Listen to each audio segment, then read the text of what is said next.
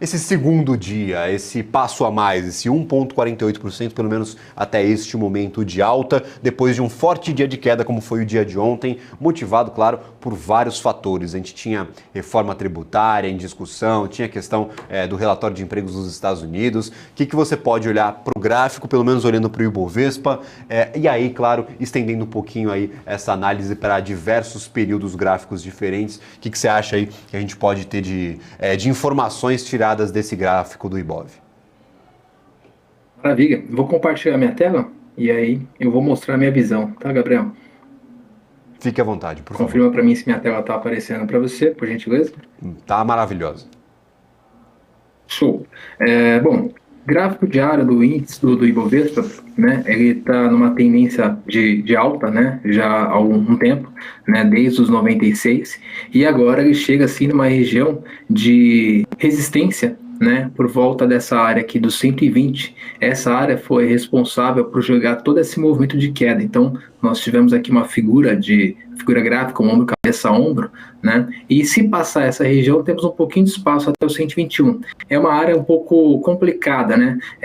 Ainda mais porque o mercado já vem realizando algumas correções dessa tendência. Ele fez um pullback na média de 20 períodos, fez o segundo pullback na média de 20 períodos, fez o terceiro pullback na média de 20 períodos. Então, de uma tendência primária, que é essa linha azul, que é a média de 20 períodos, a nossa tendência secundária, que é esse zigue-zague, já está indo para o terceiro pullback, né? E chegando próximo dessa área de resistência. Então, é natural que o mercado tenha, assim, dificuldade de passar essas regiões. Mas o nosso mercado hoje, né, com esse movimento de alta, bem interessante, ao romper a máxima aqui do 119.500, ele tem um espaço para testar o próximo região de topo no 120.500 e depois, se conseguir conquistar essa área, pode buscar sim a região do 121.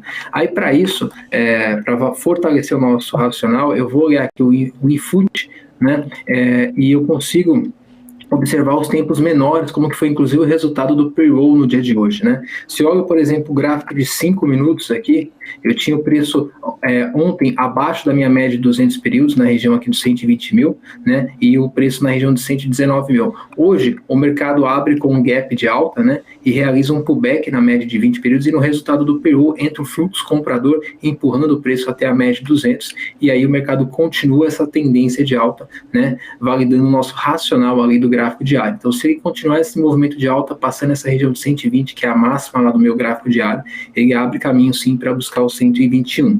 No meu gráfico semanal, eu preciso observar um ponto, né? O meu gráfico semanal, ele estava também em tendência de baixa, e quando ele passou essa região da média de 20 períodos na região do 112, ele não fez nenhum descanso novamente na média de 20 períodos. Então, o mercado, ele sempre respeita essa média, né? E ele está distante dela, próximo daquela região de topo do gráfico diário. Se ele passar essa região do 121, aí nós podemos observar um próximo alvo para essa região de 128. Porém, o fato dele estar distante da minha média de 20 períodos, né, eu posso mencionar que o mercado está um pouco sobrecomprado, né, no gráfico semanal, e valida esse racional para mim porque está numa resistência do gráfico diário, por isso que ele está fazendo esse processo de acumulação, né?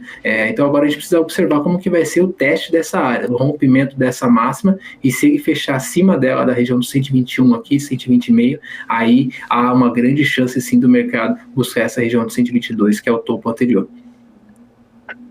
Maravilha, aquele momento que você olha e fala, pô, pode até estar esticado, mas o gráfico me dá todos os indicativos de que pode voltar a subir, continuar esse movimento de alta. Tem que ficar aí atento, o investidor que nos acompanha, dá uma olhada nesses patamares. Você mencionava 120,5 e 121 aí para a gente ficar de olho, que pode sim ser uma região interessante se o Ibovespa conseguir atingir no dia de hoje. Enquanto o Ibov sobe, Exatamente. Nós temos o dólar futuro que volta a cair, Lucas. Então eu gostaria de saber aí das suas análises para o dólar. Nós tivemos um candle bem forte aí de alta no dia de ontem, praticamente um candle de igual proporção no dia de hoje, retornando aos R$ 4,87. Faz tempo que eu não vejo o dólar voltando aqui aos R$ 5,00, bastante tempo no caso, acho que desde o finalzinho de maio aí que a gente não vê o dólar próximo desses patamares, ou do comecinho aqui de junho. Qual que é a sua avaliação? O que a gente pode tirar de informações desses candles seguidos aí, um de forte alta e um de forte queda? Maravilha, vou compartilhar minha tela. A última vez que eu passei aqui no programa, o dólar estava nessa região dos 5, e eu comentei que se ele perdesse essa área, ele podia puxar uma nova perna para baixo, replicando esse movimento de queda, né? Então ele confirmou essa tendência de baixa e fez um fundo menor do que o fundo anterior, né? Buscou essa região de 4,70, abaixo dessa área aí de 5. Só que o dólar, depois que ele fez esse movimento de queda, a gente consegue perceber aqui que ele fez uma correção até a média de 20 períodos na região de 4,80. O próximo candle foi um engolfo que jogou o preço lá para baixo para tentar dar continuidade à tendência de baixa, né? Para continuar perdendo as mínimas e fazer um fundo novo. Mas como ele está esticado, eu vou usar o gráfico semanal, tá? O gráfico semanal, eu tenho uma distância da média de 20 períodos, né, que é a região de 5, né? Ele está tentando fazer um movimento de reversão no gráfico diário por conta disso. Mas a gente não pode ficar muito otimista, né? Principalmente por causa dessa volta, né? Não é natural o mercado devolver em uma única barra uma força compradora como essa. Eu posso observar o seguinte, eu tinha um fundo nessa região de 4,77, ele fez um topo por volta aqui de 4,89, e depois ele voltou a fazer o fundo e ele faz um topo novo nessa região de 4,97, né? Agora, essa área da média de 20 períodos aqui, em 4,84, ela tem a possibilidade de segurar o preço para tentar forçar novamente a quantidade dessa reversão, né? E tentar ganhar esse topo de 4,97. Aí, se isso acontecer, pode ser que esse topo tenha um pouco de dificuldade, mas aí nós podemos observar o dólar para buscar os 5 novamente, né? Agora, se a média de 20 períodos não segurar como um suporte, né?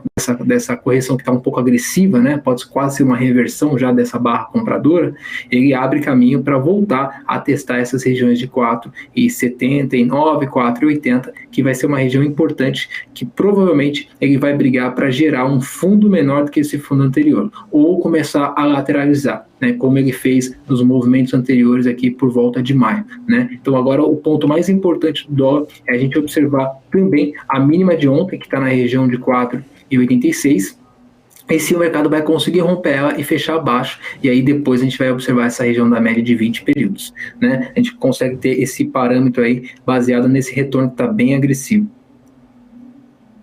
Maravilha, então vamos continuar atualizando essa nossa conversa. Da última vez nós conversávamos aqui sobre a moeda, sobre o dólar, sobre esses contratos. O senhor já apontava aí essa possibilidade de buscar alguns patamares um pouco abaixo. Nós estamos ainda nos R$ 4,87, atentos, claro, a esses patamares específicos para ver, claro, como é que o dólar vai reagir daqui em diante. O mês é mais de alta do que de baixa. Aqui para o dólar futuro, nós temos no mês uma alta mensal de 1,38%. Não é lá uma grande recuperação, mas se nós compararmos aí com o ano, 10,97% de queda já para a moeda norte-americana.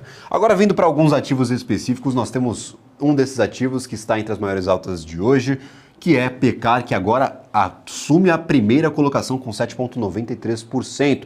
Grupo Pão de Açúcar está dentro de um imbróglio, tentando se livrar do êxito, que é, claro, uma das verticais da companhia, uma das empresas que estão dentro do portfólio de Peccar.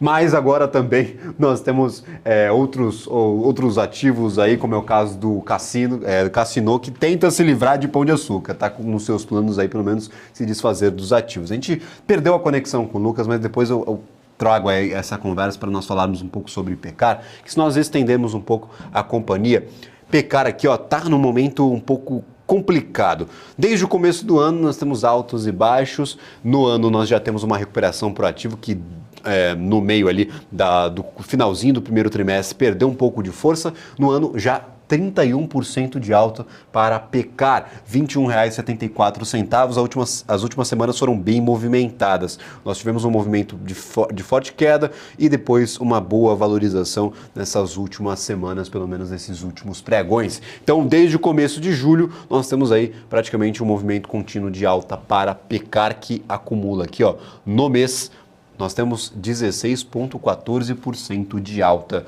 Cassino tenta se desfazer do ativo, já está nos seus planos, tenta cumprir com algumas obrigações financeiras e Peccar está se livrando de alguns ativos ali que não tem tanta sinergia com o seu core business, com a sua operação aqui no Brasil. Então, Peccar 8% de alta, nós temos 3R Petróleo que continua no movimento de alta 7,87%, CVC 6,19% e Cielo 5,64%. Inclusive temos algumas casas revisando as suas indicações para Cielo e aproveitando para, claro, dar uma reavaliada nas operações, indicando, claro, uma melhora no ativo de Cielo. Aqui para 3R Petróleo, só trazendo essa oscilação, nós temos a prévia operacional da companhia, os seus dados de produção de junho de 2023, uma forte alta de 64% na sua produção ante-maio, ou seja, de um mês para o outro, aumentou em 64% a sua produção de barris de óleo equivalente aí de petróleo. Então, 3R Petróleo, super interessante, 7,90%, 7,87% de alta neste momento. Lucas, não sei se você pegou minha pergunta, mas eu falava sobre Peccar, sobre Grupo Pão de Açúcar, que está num momento um pouco mais complicado, o ano foi bem volátil, começou bem, foi para baixo, voltou a ganhar valor e no mês já soma mais de 16% de alta. A gente tem como dar uma olhada no gráfico, tem como tirar alguma informação relevante aqui de Peccar, porque realmente o investidor fica um pouquinho perdido com esses movimentos aí que são bem rápidos e que no ano já visitaram aí diversos patamares. Eu vou mostrar a minha tela. Vamos dar uma olhadinha, conseguimos tirar valor sim desse movimento. Eu tenho aqui o gráfico semanal, ele tem alvo para buscar agora os 24 e 30, 24 e 28 até 26, tá? O mercado ele realmente sobe nesse mês aqui, praticamente aí quase 40%, né, desde o início dessa semana, 19%, e semana passada praticamente aí 20%, né, no total é 40%. Tem uma observação aqui, Gabriel, que é justamente essa área aqui, ó, dos 20, o mercado ele sobe muito forte, distante da média de 20 períodos. Então, se ele romper a máxima dessa barra semanal aqui, que é a região de 21, aí nós podemos observar os 24. No gráfico diário, nós temos a posição do preço, né, longe das médias. Então, assim, o mercado ele chega muito esticado nessa região aqui, onde empurrou o preço para baixo, uma região que já começa a chamar a atenção, que é a região de resistência ali do gráfico semanal, que é aquela linha vermelha, que é a meia média de 200 períodos, né? Então, é uma área que, para quem, de repente, conseguiu acertar o movimento de compra, começar a prestar atenção e colocar uma parcial, ou um lucro no bolso, uma vez que você já tem uma relação de risco-retorno, por exemplo, quase atrativo para quem buscou compra por volta de 19, já está com quase 100% de retorno em relação ao risco tomado, né? E também justamente por conta da região que o mercado está, né? Uma região que o mercado pode começar a fazer uma correção, né? Agora, quem tem interesse, de repente, em buscar compra no ativo, o ideal é que ele busque a faixa mais ou menos de 19 e de uma correção saudável e testando a média de 20 períodos, que é essa linha azul aqui, o preço buscando essa média e voltando o fluxo comprador, o volume confirmando a entrada, igual aconteceu aqui, aí nós podemos ter uma segunda pernada desse movimento tão forte de alta, né? Mas por enquanto, para quem está comprado, eu ou colocaria meu stop já no break-even para proteger o lucro, ou faria uma parcial interessante, tá? Para garantir esse retorno aí que o mercado ofereceu. Maravilha, Lucas. Se puder descompartilhar a sua tela, eu gostaria de agradecer imensamente a participação no dia de hoje. Para quem quiser encontrar o seu trabalho, como é que faz aí para encontrar o Lucas Florencio nas redes sociais ou, claro, em alguma corretora? Eu que agradeço, Gabriel. Eu sou analista técnico, parceiro da Guide Investimentos. Eu faço todos os dias a sala de recomendação ali no canal do YouTube da Guide Investimentos. E também tem o meu Instagram, que é Lucas com 2 Cs, Florencio, né? Florencio com underline no final. Então, será um prazer compartilhar um pouco do meu conhecimento para todos que acompanham meu trabalho. E novamente, obrigado, estou à disposição. Maravilha, muito obrigado. Eu agradeço a todo mundo que está nos acompanhando até este momento. A gente vai para um rápido intervalo.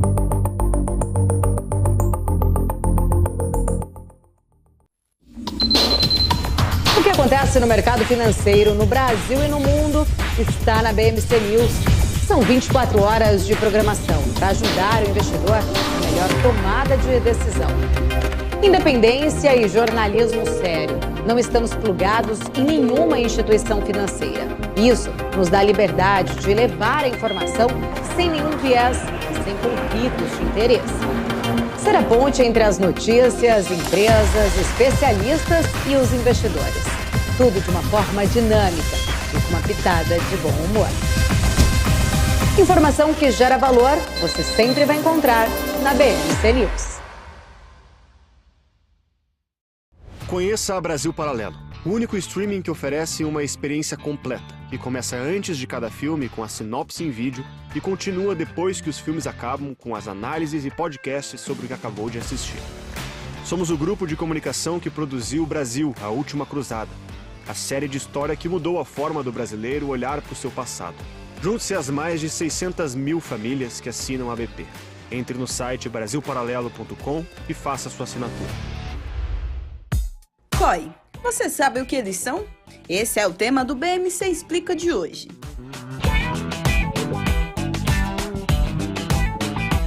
COI é a sigla para Certificado de Operações Estruturadas. É um investimento montado por instituições financeiras que combina características tanto de renda fixa quanto de renda variável em um único produto. Na prática, o COI pode ser aplicado em diferentes ativos, como ações, moedas, commodities, entre outros. A rentabilidade do COI pode ser atrelada a diferentes indicadores, como a inflação, a taxa de juros ou o desempenho de determinado ativo financeiro. Além disso, o COI pode ter diferentes estruturas de remuneração, que podem incluir uma taxa pré-fixada ou pós-fixada. O investidor deve escolher o COI de acordo com seu perfil de investimentos.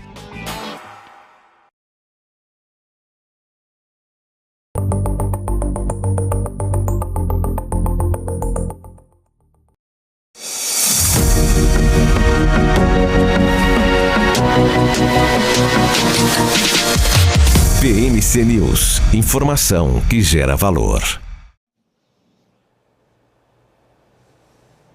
Estamos de volta com o BMC Stock. Já lhe agradeço, você que nos acompanha neste momento. É sempre um prazer recebê-lo, seja pelo YouTube, seja pelo Profit da Anelógica, seja pela nossa programação na TV fechada.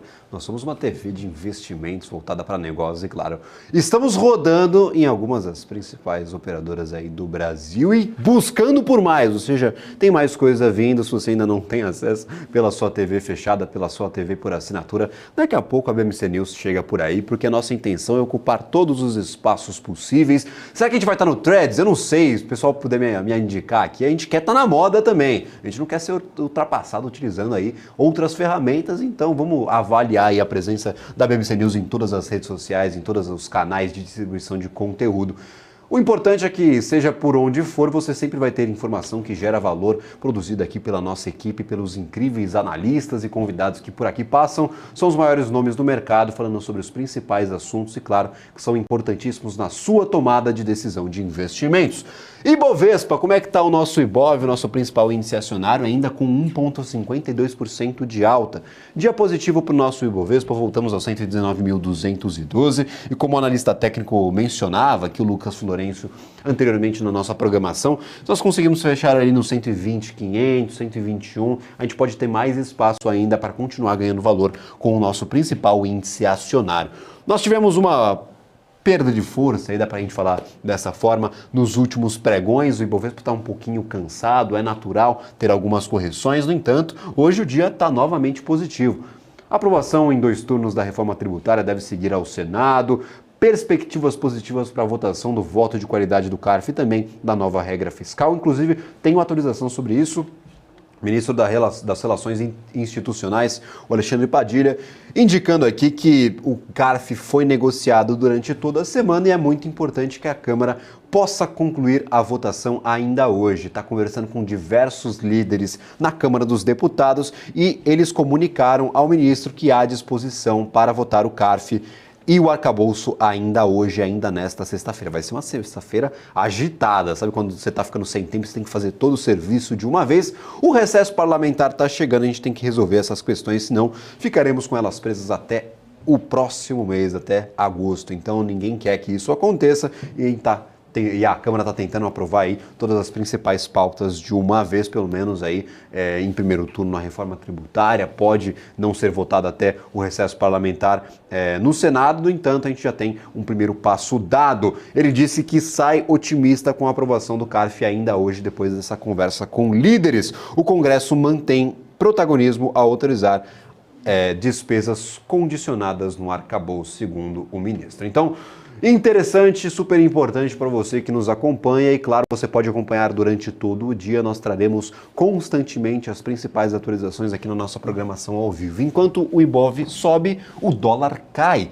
1,3% de queda, 4,87, R$ 4,878, cotação integral dos contratos de dólar comercial futuro. Para Pão de Açúcar, eu mencionava a maior alta do dia, nós temos um movimento interessante nas últimas 2 semanas, quase 40% de alta para o ativo de Pecar, 8% neste dia apenas na valorização intradiária. Pecar 8%, 3R Petróleo 7,87%, eu mencionava esse aumento de um mês para o outro, de maio para junho, de 64% na sua produção diária. 3R Petróleo surpreendendo e, claro, ficamos otimistas e aguardando os resultados trimestrais que começarão a ser divulgados pelas companhias do meio do mês para frente. Tem algumas companhias que vão divulgar aqui e acolá, no entanto, o grosso, a maior parte, o maior volume de divulgações operacionais fica do meio do mês para frente. Nós vamos fazer aqui a maior cobertura, traremos também os dados, as atualizações de companhias nos Estados Unidos, na Europa, que é sempre muito importante. E claro, esses dados eles são aglutinados sempre no mês seguinte da finalização do encerramento do trimestre. No caso, esse julho aqui, a gente vai ter os dados aglutinados do segundo trimestre de 2023. 3R Petróleo, o Carrefour também segue no bom otimismo, 6,28%, e eu gostaria de destacar a BRF, 4,26%. Setor de frigoríficos majoritariamente em alta, igual todo mundo no Ibovespa, só alguns ativos aqui, alguns pequenos ativos, no caso Petrobras e Vale pequeninos, estão no negativo, o restante está todo mundo ganhando valor, e o setor de frigoríficos nós temos queda nos custos de produção, talvez ali com uma queda nas commodities, e também para a BRF especificamente, questão de follow-on. Então, o follow-on da BRF que vai movimentar bastante dinheiro e pode sim ser um gatilho ali para o crescimento ainda mais intenso da companhia. BRF 4,26%. Para setores específicos, vamos ao setor de varejo. Sempre gosto de comentar o setor de varejo, ainda mais em dias que alguma notícia mexe com a cotação da curva de juros futuro. Então, todos os ativos, exceto alguns poucos aqui do nosso lado direito, no caso, nós temos aqui o único ativo em negativo, pelo menos desses ativos que nós estamos aglutinando por aqui, Alpargatas, que está em estabilidade, 0,2% de queda. Em restante, todo mundo no positivo. Então, temos Pets 4,48% de alta, Lojas Renner 3,94% de alta, Via, antiga Via Varejo, 3,38%, Americanas, quem diria Americanas aí em alta, 3,94%, e nós temos aqui, ó, Magazine Luiza também em patamar de alta com 3,17%. Os ativos aqui estão trocando, estão confundindo o apresentador, mas no mais nós temos um setor de varejo que segue a cotação dos juros. Ontem os juros um pouco mais apertados, hoje perdendo um pouquinho de pressão e hoje estão majoritariamente em patamar positivo. Para a Americanas, eu gostaria de trazer aqui o aglutinado de Americanas, mas eu não vou conseguir encontrar o ativo, acabei de encontrá-lo. Nós temos aí praticamente uma manutenção desde a crise dos seus resultados operacionais, desde o encontro daquelas inconsistências contábeis que já estão sendo chamadas, denominadas pela própria companhia como fraude fiscal, está estagnada aqui próxima a R$1. Então, praticamente não se mexe desde fevereiro, desde aquela turbulência com seus resultados operacionais, ainda nos R$1 de cotação aqui para o ativo de Amer3, que agora não integra absolutamente nenhum índice do nossa Bolsa de Valores. Então, o ativo fora dos índices e também aqui estabilizado, majoritariamente tocado por pessoas físicas, por investidores aqui unitários. Agora, para falar um pouco mais sobre as companhias e sobre essas empresas, sobre expectativas para resultados operacionais, gostaria de convidar aqui James Gulbrandsen, CIO da NCH Capital. Muito obrigado pela participação novamente aqui no nosso BMC Stock. Obrigado mais uma vez por estar com você nessa sexta-feira sensacional no mercado financeiro. Maravilha, tiramos um peso das costas, né, James? Aquela expectativa negativa com o payroll, tava todo mundo assustado, o relatório de ontem deu uma bela de uma frustrada em alguns investidores, agora tiramos um peso aí, não que o payroll tenha vindo positivo, mas veio menos negativo do que nós esperávamos, e agora a aprovação da reforma tributária, possivelmente teremos a votação do CARF, também da nova regra fiscal. Como que você avalia essa sexta-feira aos investidores? Como que você está enxergando aí mudanças no mercado brasileiro e essa boa valorização aqui, boa oscilação positiva de 1,54% na nossa Bolsa de Valores? Como interpretou todas essas notícias, que foram muitas aí, que estão corroborando para essa alta do Ibov? Olha, como nós temos conversado, assim, no primeiro dia em que BMC News estava no TV a cabo, não sei se foi o primeiro dia de junho, né? Eu falei lá no estúdio que eu nunca estava tão animado, tão otimista com a Bolsa como nesse momento. E continuo assim. E por quê? Porque tem uma sincronização de economias globais que estão saindo de um ciclo, de uma fase bem negativa de desaceleração fundamentalista para recuperação. Ou seja, o ciclo está na virada. Estamos no turnaround mesmo. E a última vez que isso aconteceu foi lá atrás, 2015 e 2016. E os ganhos foram sensacionais, especialmente em small mid-cap. Small mid-cap subiu mais que 100% em 12 meses. Então, não vou falar muito sobre minha opinião sobre a reforma tributária, porque eu não achei muito reforma, não. Então, vamos deixar isso de lado. Eu acho que isso não está impactando muito o mercado. Eu acho que o que está impactando o mercado são os fundamentos. É o fato de que os Estados Unidos não está, assim, quente demais, mas também não está fria. A economia não está fria demais. Está assim, just right. É talvez uma economia de Goldilocks que vai permitir que o Fed fique de lado. Não vai aumentar, talvez, não vai baixar por um bom tempo, mas o mercado vai gostar disso. E aí começamos a normalizar os desequilíbrios que mais que 10 anos de juros zero trouxeram, ok?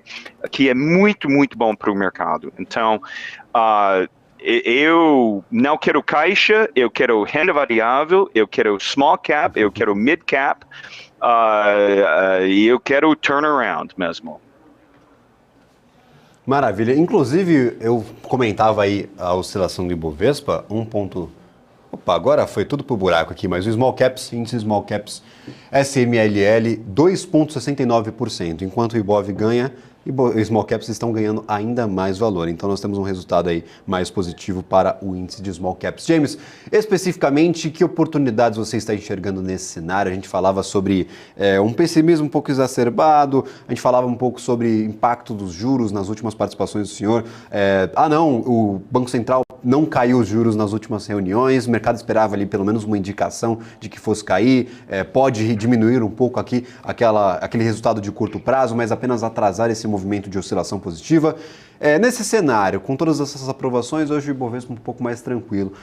Onde você enxerga mais oportunidades? Você mencionava small e mid caps, mas você tem algum critério específico para fazer a seleção desses ativos ou só tomar aí o índice já está de bom tamanho para quem quer se expor um pouquinho mais ao risco aí no mercado brasileiro? Eu não sou muito fã de ETF, em geral. Assim, tem gente que aguenta, porque ETF entrega de uma forma, assim, eficiente a performance do mercado, mas também ETF entrega a volatilidade do mercado, a drawdown do mercado, e os estudos do passado mostram que investidor pessoa física tende a vender nos momentos em que provavelmente deveria estar comprando, ou seja, nos momentos mais voláteis do mercado. Então, o que eu prefiro? Eu prefiro stock picking mesmo. Então, eu vou compartilhar minha tela com vocês, porque eu estou dentro do sistema AnyQuant, agora, e a gente fez uma live exclusiva hoje de manhã para os nossos, a gente tem um novo projeto de educação financeira aqui chamado Money Game, disponível, que é entre aspas, cartola de carteiras teóricas de investimento, para ajudar pessoas em uma competição, para ajudar pessoas a aprender como investir o seu dinheiro. E está acessível gratuitamente no nosso site fazendoconta.com.br. Mas eu fiz uma live com a turma hoje de manhã para falar especificamente sobre oportunidades e qual deveria ser o foco da sua análise em small e mid cap. Primeiramente, eu acho que small e mid cap deveria ser o foco nesse momento. Quem tem perfil mais arrojado deveria ser o foco agora, ok? Mas, especificamente, cada momento cíclico exige talvez mais atenção às empresas que estão numa fase de ou recuperação ou expansão, e nesse momento, na virada, nós achamos que vale muito a pena focar. E eu estou utilizando a tecnologia financeira Anyquant, que está disponível no Profit, na plataforma Profit da Analogica. Eu isolei aqui as empresas de small e mid cap, componentes do Small 11, que já estão demonstrando sinais de melhoras, sinais que o ciclo negativo pelo qual passaram já está no passado e que provavelmente o futuro promete uma movimentação para expansão, ou seja, que o mínimo do seu momento fundamentalista já passou. Elas já estão subindo aquela curva bem positiva de resultados fundamentalistas que tipicamente acompanha as melhores oportunidades de ganhos. E então, como temos como ver a previsão do segundo TRI, que vai começar agora, estamos 2 semanas até começarmos a receber os resultados das empresas listadas no Brasil. Semana que vem começa os Estados Unidos. Sexta-feira tem um monte de empresas que vão divulgar seus resultados. Mas a gente vê aqui companhias como Eduque, até CVC, Levy 3, Copasa, Banco Inter, Randon, tem a Pets, tem perspectivas ótimas para continuar a sair, não simplesmente ficar naquele modo de recuperação, mas começar a realmente entrar numa curva fantástica de crescimento, de expansão de margem, expansão de retorno sobre balanço, que tipicamente acompanha uma alta, assim, sensacional na valorização dessas empresas. Então, venham, quem não é assinante ao Anyquant, venham e aí conseguem visualizar de imediato quais são essas oportunidades, porque realmente, Gabriel, nós estamos num momento especial que não tem acontecido desde 2015 e 2016. A gente passou quase 7 anos no deserto, buscando assim, água, buscando onde descansar, buscando aquele bull market, e o bull market está aqui. Então é o momento, na nossa opinião, para começar a aproveitar das melhores oportunidades que o Brasil e que os Estados Unidos tem BDR aqui também dentro do Anyquant, que os Estados Unidos também têm a oferecer. Você consegue fazer algumas análises de BDR também por aí, só para a gente tirar essa dúvida aqui de quem está nos acompanhando? Falou, eu consigo olhar para o mercado brasileiro, mas também tem algumas oportunidades lá fora que você pode analisar pela Anyquant e olhar também esse momento operacional. Então você tem essa oportunidade também dentro da plataforma que está aqui no Profit da Analogica, é isso, James? Com certeza, eu vou agora, quem usa Anyquant sabe que tem uma aba chamada Comparador. E dentro da aba Comparador, eu consigo selecionar entre os maiores índices, os mais relevantes aqui no Brasil. E o índice de BDR é chamado BDRX, ok? Então, a gente, por aqui, deixa eu... A gente tem como ver aqui, não sei por que não está carregando nesse momento, mas tem pelo menos uma oportunidade, está carregando aqui, mas tem pelo menos um nome que sim está num momento muito bom já, mas que deveria melhorar, que é PayPal. PayPal é uma empresa sensacional e enquanto os demais carreguem aqui, tem sim oportunidade lá nela, mas sim, em geral, os Estados Unidos e BDRs em geral estão na mesma fase que as empresas aqui do Brasil. Esse, assim, é um fator muito importante, que é que no passado, quando a gente pensa sobre como foi o último bull market aqui no Brasil, assim, os Estados Unidos, o mundo inteiro já estava numa fase muito boa. Foi o Brasil que estava descorrelacionado, sofrendo por causa do governo da Dilma. Ponto final. Ok, não preciso explicar mais que isso. Então, quando o Brasil voltou a subir, entrou em bull market, estava simplesmente tentando passar por uma convergência aos mercados no exterior.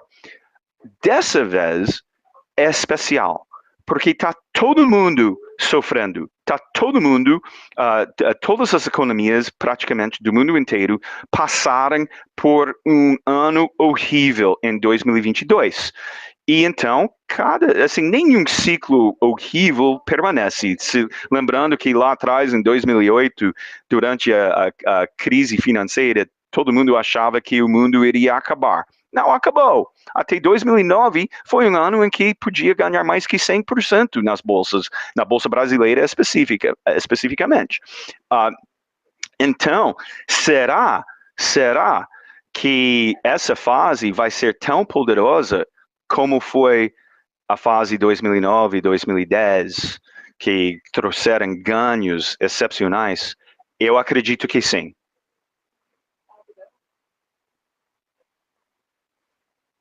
Prazer recebê-lo e, claro, fica o convite para o pessoal conhecer mais a fundo o trabalho do James, todo o pessoal da NCH. Muito obrigado pela participação. Seja sempre muito bem-vindo aqui à programação da BMC News. Muito obrigado, é sempre um prazer estar com vocês. Maravilha, James, muito obrigado mesmo. Nós temos neste momento aqui aberto às minhas costas o mercado de criptoativos. Como é que será que está aqui esse mercado de cripto? Que tem bastante coisa acontecendo, tem regulação batendo a porta das principais exchanges de criptomoedas do planeta. Eu vou abrir aqui o BTC, o Bitcoin contra o dólar norte-americano. A cotação aqui é apresentada no Vector da Nelogica, plataforma também da Nelogica, no entanto aqui focada em criptoativos. Bitcoin no dia de hoje 1,44%. Será que dá para ficar um pouco mais animado aqui com o BTC? Nós já temos aqui o ativo que perdeu bastante valor naquela crise de regulação, inclusive uma intensificação daquela regulação sobre os principais nomes do mercado de cripto, como é o caso da Coinbase e também da Binance lá nos Estados Unidos.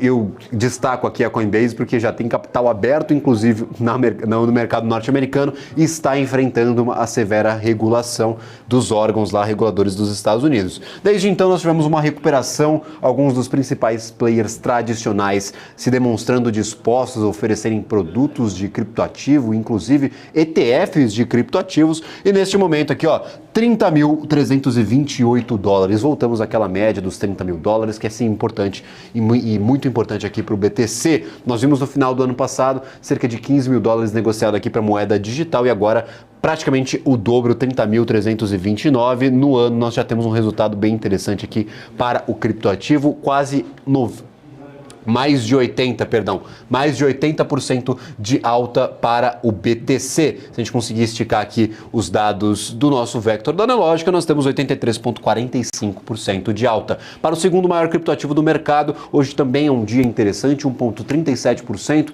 Parece que o payroll tirou um pouco do peso aí das costas da galera de ontem, porque ontem ficaram bem apreensivos com a divulgação do relatório de empregos do ADP, quase 500 mil vagas de trabalho criadas, e hoje o payroll veio um pouco mais brando, abaixo das expectativas, no entanto com algumas ponderações em relação ao aumento dos salários e também a diminuição do desemprego, do índice de desemprego.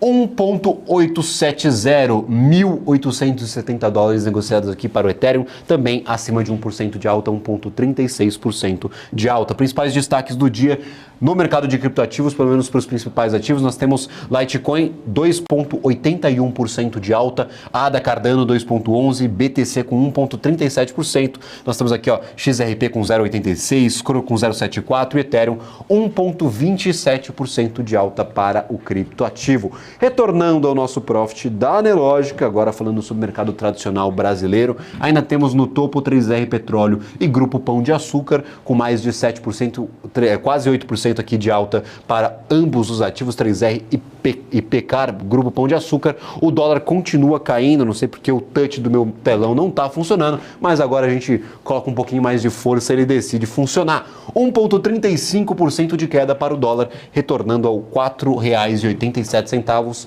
4,875 para a BRF também. Tem notícias sobre o follow-on, tem uma perspectiva de uma entrada boa de dinheiro aqui para a companhia, R$ 9,89, 5,21% de alta, no mês já soma 11% de alta. Uma alta bem interessante, se nós compararmos com o ano não estão tão distantes, então boa parte da alta, significativa parte da alta de BRF está localizada apenas nesse comecinho de mês.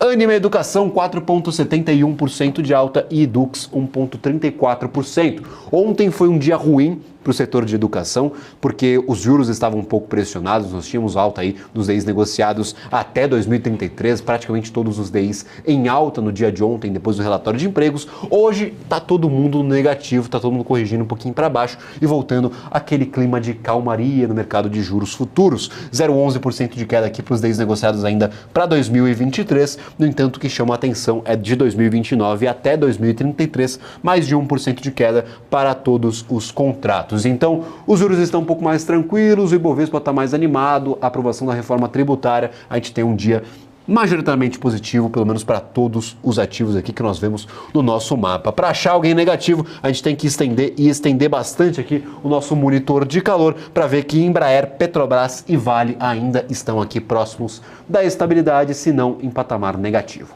Eu vou ficando por aqui, mas hoje ainda tem programação pela frente, a gente não encerra por aqui. Lembrando que o Congresso ainda deve votar CARF e arcabouço fiscal nesta sexta-feira. Então, sexta-feira bem agitada, bem animada. Fiquem agora com o nosso BMC Market. Felipe Nascimento, Marcos Saravalli e Alexandre Cabral trazem as principais discussões do dia. Será que sai essa grande discussão sobre o arcabouço fiscal e o voto de qualidade do CARF até o final do dia? Torçamos para que sim. Se demorar muito, vai entrar em recesso parlamentar e aí é só em agosto que a gente vai discutir essas duas pautas. No entanto, Alexandre Padilha já se disse bem animado e conversou com os líderes. Um abraço a todos, fiquem agora com o BMC Market.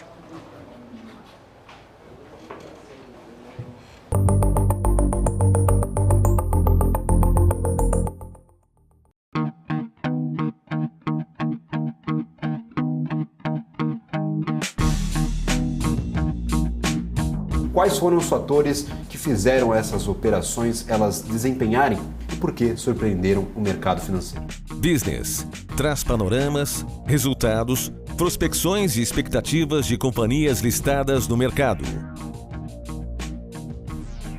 BMC News. Informação que gera valor. A maioria dos gurus financeiros estão por aí fazendo você acreditar que operar opções é difícil demais. Será mesmo? Meu nome é Raoni Rossetti, eu trabalhei na XP por 11 anos, montei a área de produtos estruturados e por vários dias eu negociei mais de R$1 bilhão no meu teclado. Eu desenvolvi algo muito simples, que antes estava escondido apenas para grandes investidores que eu atendia. Mas eu resolvi abrir o jogo em uma websérie de 3 episódios 100% gratuitos.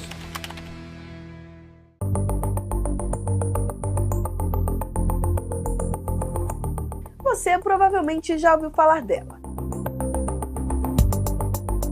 Conhecida como uma das maiores crises desde a Grande Depressão. Mas você lembra o que aconteceu na crise de 2008? Eu sou Renata Nunes e vou te contar um pouco mais sobre uma das maiores bolhas financeiras do século.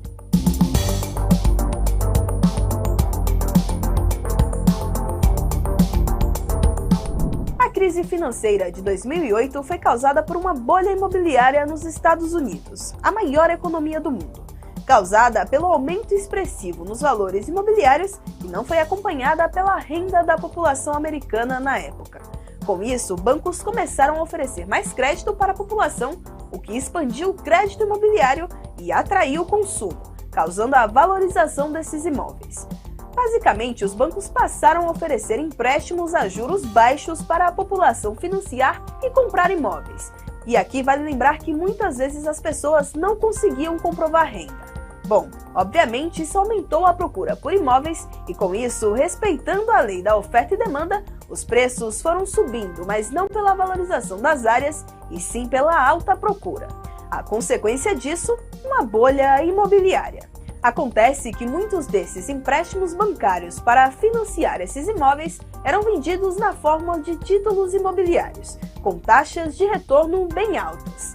Com isso, os investidores se tornaram credores dessas pessoas que tomaram crédito para financiar os imóveis. Bom, com o passar do tempo e o aumento da inadimplência batendo na porta, surgiu outro alerta: a crise dos bancos. Milhares de americanos sem conseguir pagar suas dívidas e hipotecando suas casas. Esse grupo de pessoas desempregadas e sem comprovar renda eram chamadas de subprime mortgage, ou numa tradução livre, hipotecas de alto risco.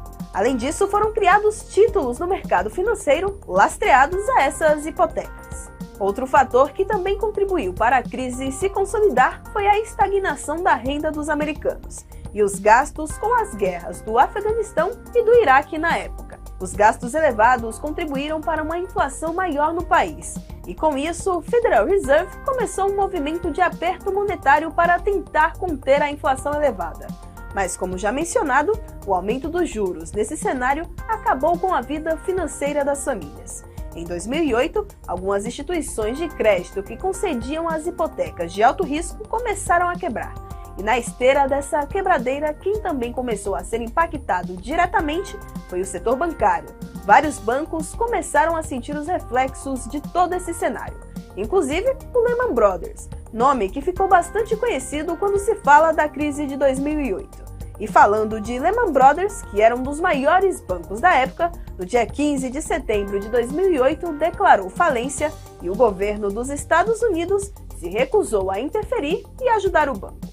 E por conta do tamanho do banco após o colapso, instituições financeiras do mundo inteiro, como o Citigroup, Northern Rock e UBS, declararam prejuízos em seus balanços, agravando ainda mais a desconfiança do mercado. Tudo isso gerou pânico no setor financeiro e em diversos setores da economia de todo o mundo. E só para ter uma noção, bolsas de valores do mundo inteiro caíram em menor patamar desde o dia do ataque às Torres Gêmeas, em 11 de setembro de 2001. Esse